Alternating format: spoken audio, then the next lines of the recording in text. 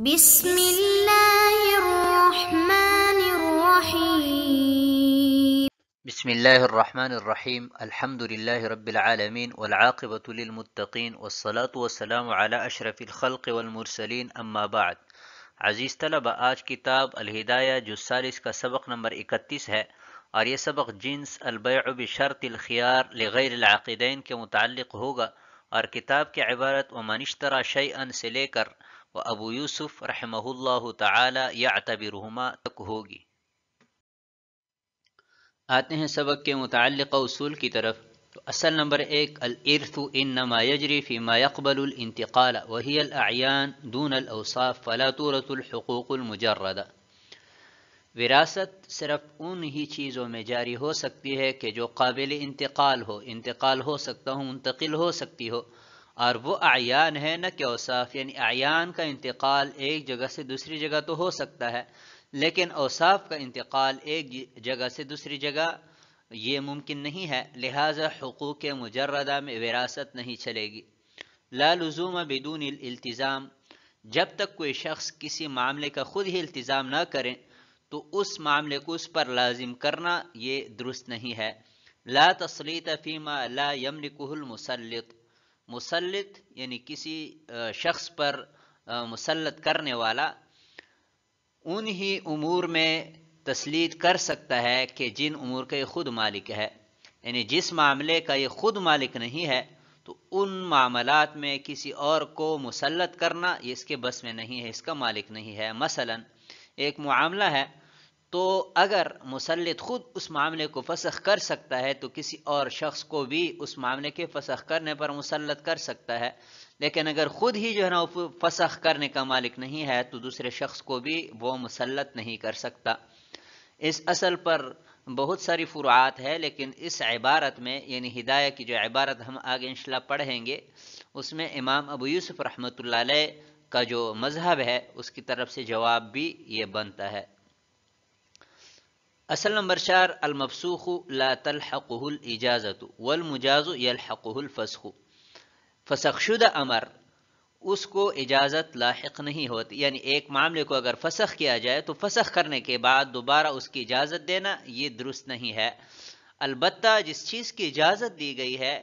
تو اس کو فسخ لاحق ہو سکتا ہے، یعنی ایک معاملے کی آپ نے اجازت دے دی تو اس کی اجازت دینے کے بعد بعد الانعقاد اس کا فسخ ممکن ہے،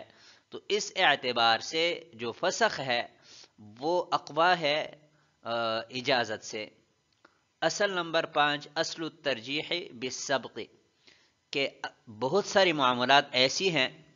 کہ ان میں سے بعض کو سبقت کی بنا پر ترجیح دی جاتی ہے، یعنی اگر تعارض ہو اور دو معاملوں میں سے ہم ایک معاملے کو اگر ترجیح دیں گے تو سبق کی بنیاد پر یعنی سبقت کی بنا پر ہم بہت ساری معاملات کو ترجیح دیتے ہیں۔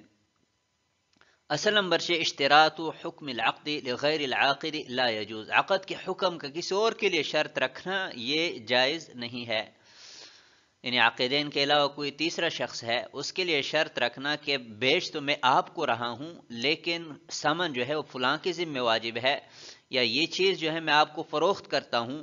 تو ہونا تو یہ چاہیے تھا کہ اس کا مالک آپ بنے کیونکہ میں عقد آپ کے ساتھ کرتا ہوں، لیکن وہ کسی تیسرے شخص کے لیے ملکیت کی شرط رکھتا ہے کہ بیچ تو آپ کو رہا ہوں لیکن مالک وہ بنے گا، یہ شرعاً جائز نہیں ہے کیونکہ مقتضی عقد کے خلاف ہے۔ اصل نمبر 7، الجہل بالتقدم والتأخر معتبر معا، دو معاملات میں وجود پذیر ہونے کے اعتبار سے یا عدم کے اعتبار سے تقدم اور تاخر کا پتہ نہیں ہے کہ ان میں سے وجود میں پہلے کون سا آیا ہے بعد میں کون سا آیا ہے، یا فنا پہلے کون ہوا ہے بعد میں کون ہوا ہے، تو یہ دونوں معاملات معاً تصور ہوں گے کہ یہ بیک وقت وجود میں آئے ہیں یا بیک وقت جو ہے یہ معدوم ہوئے ہیں۔ آتے ہیں اس سبق کے متعلقہ فصول کی طرف۔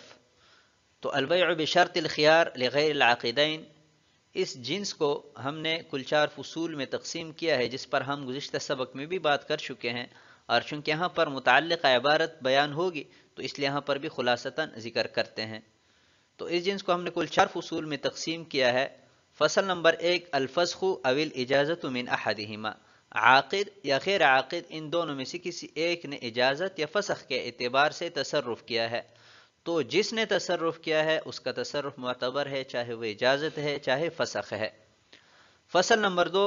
موافقت تصرفہما فسخا او اجازتا، دونوں نے تصرف کیا ہے، چاہے وہ فسخ کے اعتبار سے ہے چاہے اجازت کے اعتبار سے ہے، لیکن تصرف کیا دونوں نے ہے اور دونوں کا تصرف بھی موافق ہے، یعنی عاقد نے عقد کو فسخ کیا ہے تو غیر عاقد نے بھی فسخ کیا ہو، یا عاقد نے اجازت دی ہے تو غیر عاقد جس کے لیے خیار ہے اس نے بھی اجازت دی ہو، تو اس صورت میں دونوں کا تصرف معتبر ہے، چاہے وہ فسخ ہے چاہے اجازت ہے۔ تصرفہما خلافا علی سبیل المقارنۃ، تو اس فصل میں بھی دونوں نے تصرف کیا ہے لیکن دونوں کے تصرف میں اختلاف ہے، ایک نے عقد کی اجازت دی ہے تو دوسرے نے فسخ کی ہے، یا ایک نے اجازت دی ہے تو دوسرے نے ایک نے فسخ کیا ہے تو دوسرے نے اجازت دی ہے، یعنی تصرف دونوں کا مختلف ہے، تو اس میں کس کا قول معتبر ہوگا؟ اور مسئلہ بھی یہ ہے کہ دونوں کا تصرف علی سبیل المقارنت ہے، معن ہے، تو اس فصل میں روایات مختلف ہے، ایک روایت کے مطابق کہ جو عاقد ہے اس نے چاہے فسخ کیا ہے اور چاہے اجازت دی ہے اس کا قول معتبر ہوگا کیونکہ عاقد اصل ہے اور جو غیر عاقد ہے وہ فرع ہے اور اعتبار اصل کا کیا جاتا ہے، اور دوسرا قول یہ ہے کہ اعتبار فاسخ کے قول کا ہوگا، جس نے عقد کو فسخ کیا ہے چاہے وہ عاقد ہے اور چاہے غیر عاقد ہے تو اس کا قول معتبر ہے کیونکہ فسخ یہ اقوی ہے اجازت سے، اور کیوں اقوی ہے اس پر ہم اصول میں بات کر چکے ہیں۔ تصرفہما اختلافا علی سبیل التعاقب، اس فصل میں بھی دونوں نے تصرف کیا ہے اور تصرف بھی دونوں کا ایک ہی ہے، اور تصرف میں بھی دونوں کا اختلاف ہے لیکن اعلی سبیل التعاقب ہے، عاقد نے پہلے تصرف کیا ہے تو غیر عاقد نے بعد میں، یا غیر عاقد نے پہلے کیا ہے اور عاقد نے بعد میں کیا ہے، اور تصرف میں بھی اختلاف ہے، تو اس میں کس کا قول معتبر ہوگا، عاقد کا یا غیر عاقد کا؟ تو یہاں پر جو اصل ہم پہلے پڑھ چکے ہیں کہ اس بقیت کی بنا پر جو پہلا قول صادر ہوا ہے اس کا اعتبار کیا جائے گا۔ آتے ہیں عبارت کی طرف، قال ومن اشترى شيئا وشرط الخيار لغيره فأيهما أجاز جاز وأيهما نقض انتقض، وأصل هذا أن اشتراط الخيار لغيره جائز استحسانا، وفي القياس لا يجوز، وهو قول زفر رحمه الله تعالى لأن الخيار من مواجب العقد وأحكامه فلا يجوز اشتراطه لغيره كاشتراط الثمن على غير المشتري۔ اور جس شخص نے کوئی چیز خریدی اور خیار شرط اپنے غیر کے لیے رکھا تو ان دونوں میں سے جو بے کی اجازت دے گا تو بے جائز ہو جائے گی، اور ان دونوں میں سے جو بے کو توڑے گا تو بے ٹوٹ جائے گی، اور اس کی اصل یہ ہے کہ خیار کی شرط اپنے غیر کے لیے لگانا استحسان جائز ہے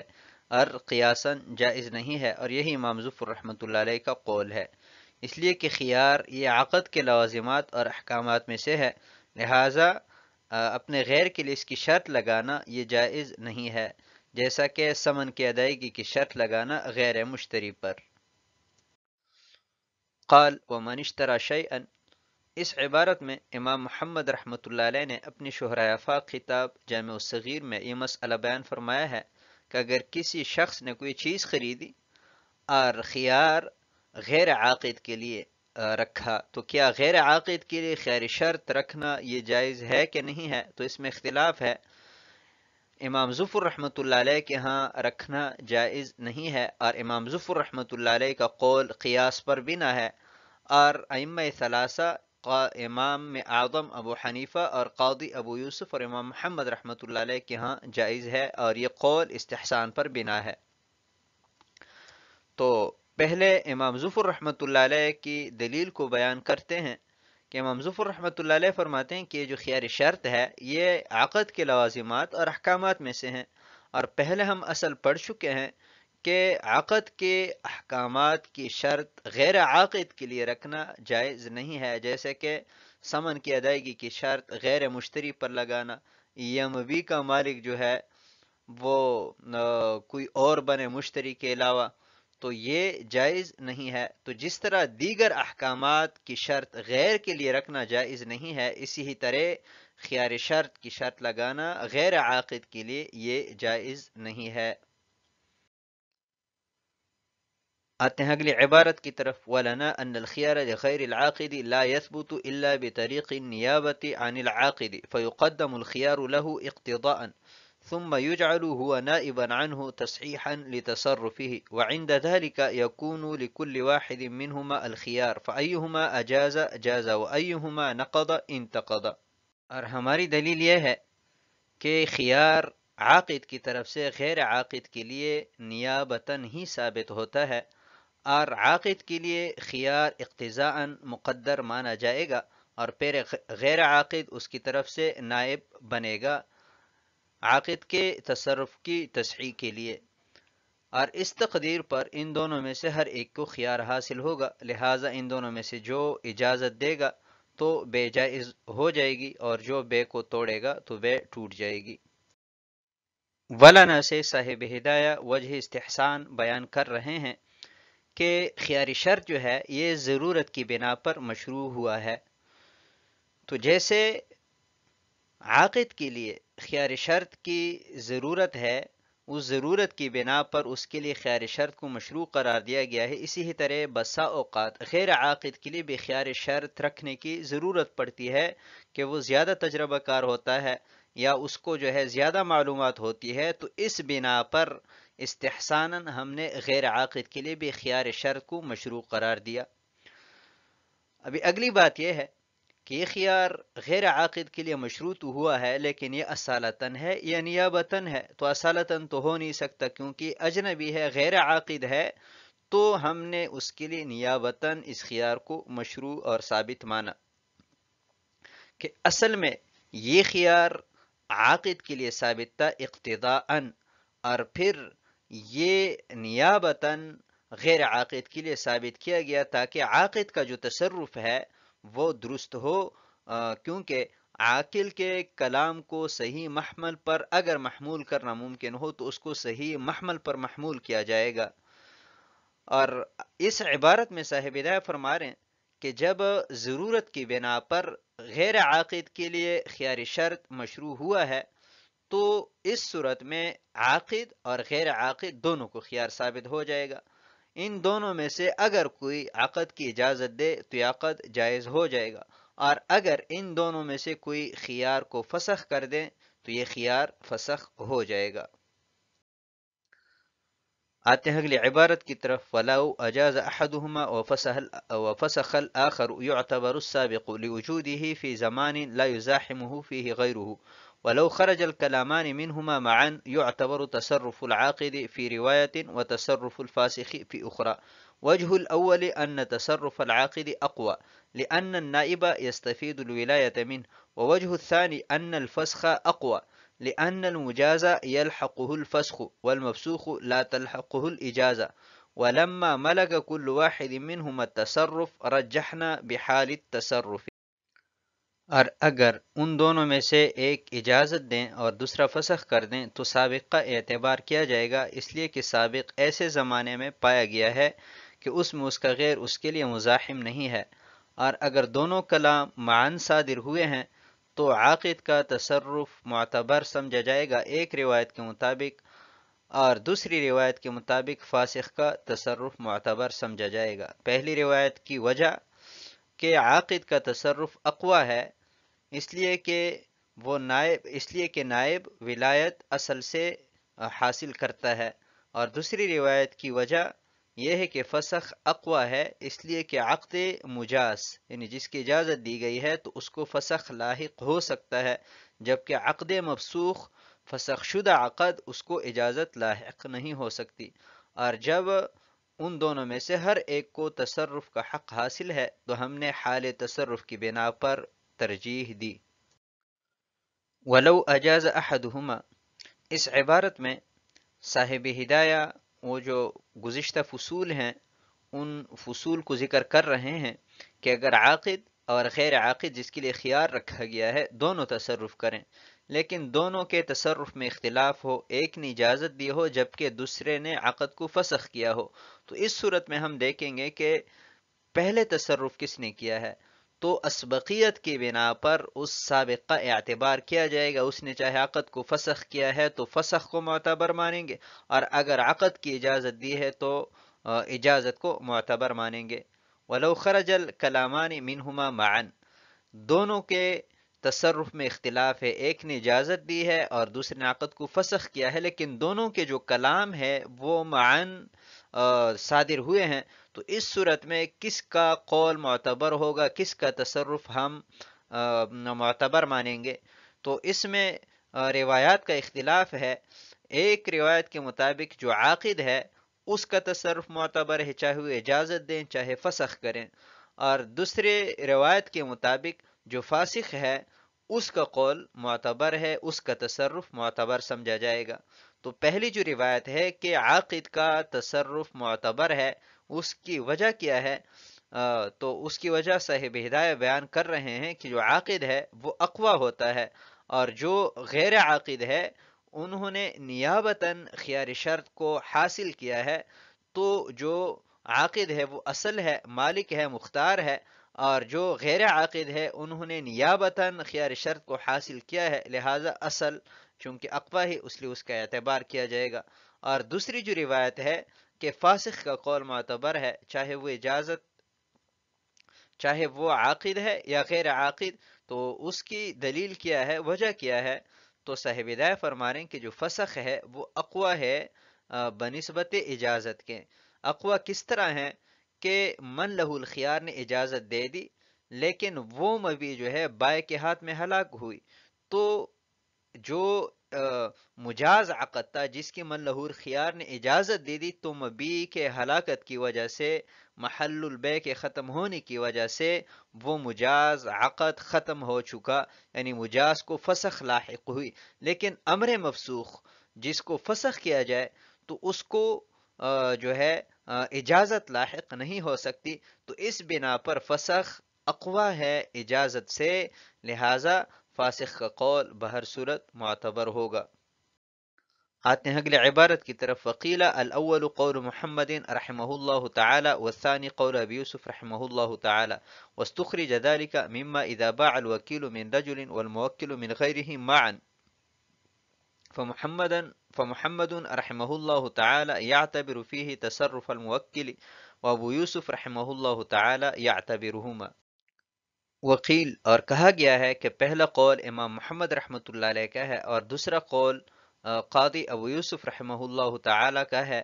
اور یہ مسئلہ مستنبط کیا گیا ہے اس صورت سے کہ وکیل نے ایک شخص کو کوئی چیز بیچی اور موکل نے وہی چیز کسی اور کو بیچی، لیکن یہ معاملہ معاً صادر ہوا، تو امام محمد رحمۃ اللہ علیہ موکل کے تصرف کو معتبر مانتے ہیں، جبکہ امام ابو یوسف رحمۃ اللہ علیہ دونوں کے قول کو معتبر۔ وکیل سے صاحب ہدایہ بعض مشائخ کا قول بیان کرنا چاہتے ہیں کہ دو روایت جو پہلے بیان کی گئی ان میں سے پہلی جو روایت ہے کہ عاقد کا تصرف معتبر ہے، یہ امام محمد رحمۃ اللہ علیہ کا قول ہے، جبکہ دوسری روایت کے فاسق کا قول اور تصرف معتبر ہے، یہ امام ابو یوسف رحمۃ اللہ علیہ کا قول ہے۔ اور یہ مسئلہ ایک دوسرے مسئلے سے مستنبط کیا گیا ہے، اور وہ دوسرا مسئلہ یہ ہے کہ کسی شخص نے کسی کو کسی چیز کے فروخت کرنے کا وکیل بنایا، تو وکیل نے اسی چیز کو مثلا زید سے فروخت کیا، اور اسی وقت موکل نے وہی چیز عمر سے فروخت کی، تو ابھی ہم کس کے تصرف کو معتبر مانیں گے، وکیل کے تصرف کو یا موکل کے تصرف کو؟ تو امام محمد رحمۃ اللہ علیہ موکل کے تصرف کو معتبر مانتے ہیں، کیونکہ وہ اصل ہے اور وکیل نائب ہے، وکیل نے ولایت تصرف موکل سے حاصل کی ہے، لہٰذا ہم اقوی کا اعتبار کریں گے۔ تو پہلی جو روایت ہے وہاں پر بھی اقوی جو کہ عاقد ہے اس کا اعتبار کیا گیا ہے، اس سے معلوم ہوا کہ وہ امام محمد رحمۃ اللہ علیہ کا قول ہے۔ اور وکیل اور موکل کے معاملے میں امام ابو یوسف رحمۃ اللہ علیہ دونوں کے تصرف کو معتبر مانتے ہیں، موکل اور وکیل دونوں کے تصرف کو انہوں نے معتبر جانا ہے، جس سے معلوم ہوتا ہے کہ امام ابو یوسف رحمۃ اللہ علیہ تصرف کا اعتبار کرتے ہیں۔ اور دوسری جو روایت ہے وہاں پر بھی تصرف کا اعتبار کیا گیا ہے، کیونکہ فسخ کے اعتبار سے تصرف کا جو قول ہے وہ اقوی ہے، لہٰذا اس سے معلوم ہوا کہ جو دوسری روایت ہے جہاں پر تصرف کا اعتبار ہوا ہے یہ قاضی ابو یوسف رحمۃ اللہ علیہ کا قول ہے۔ تو آج کے سبق کو ہم اسی پر ختم کرتے ہیں۔ والسلام علیکم ورحمۃ اللہ وبرکاتہ۔